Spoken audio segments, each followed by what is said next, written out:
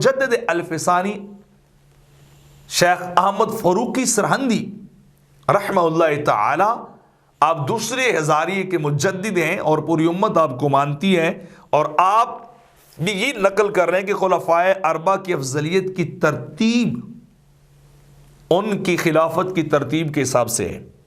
वो कैसे? यानी इमाम बरहक और खलीफा मुतलक हजूर ख़ातमुन नबिय्यीन सल्लल्लाहु अलैहि वसल्लम, आपके बाद सैयदना अबू बकर सिद्दीक़, उनके बाद सैयदना उमर फ़ारूक, उस्मान ज़ुन्नुरैन, और चौथे नंबर पर मौला कायनात शेर खुदा रज़ियल्लाहु ताला अन्हु। उनका वो मुजद्दिद पाक जो हैं वो नकल कर रहे हैं अपने मकतूबात शरीफात के अंदर। इस बात को उनका नज़रिया भी ये है, हुज़ूर मुजद्दिद पाक का नज़रिया यही है कि अफजलियत जो है उसी एतबार से है जिस एतबार से खिलाफत की तरतीब है, वही तरतीब सहाबा जो खुलफाए राशिदीन हैं, खुलफाए अरबा हैं,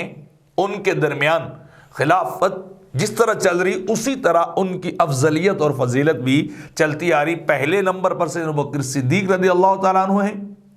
दूसरे पर सैयदना उमर फ़ारूक रज़ियल्लाहु ताला अन्हु, तीसरे पर सैयदना उस्मान ज़ुन्नुरैन रज़ियल्लाहु ताला अन्हु हैं, और चौथे पर शेर खुदा मौला कायनात हज़रत अली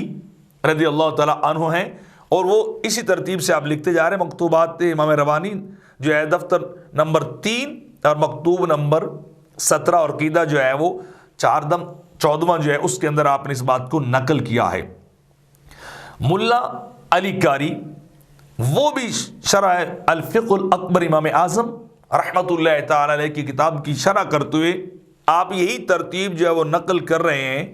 कि देखिए सरकार के बाद अबू बकर सिद्दीक़ हैं, फिर उमर फ़ारूक हैं, फिर उस्मान गनी हैं, फिर मौला कायनात हैं, और फिर उन्होंने खैर एक लंबा थोड़ा सा चैप्टर को किया है कि साथ कुछ हदीस को भी नकल किया है। तो मैंने वो नकल नहीं कर रहा, वो हदीस को मैं कोट नहीं कर रहा, मैं सिर्फ इन बुजुर्गों के सिंपल नज़रियात को नकल कर रहा हूँ, उनकी लिखी हुई चीज़ों को नकल जो है वो करता जा रहा हूँ।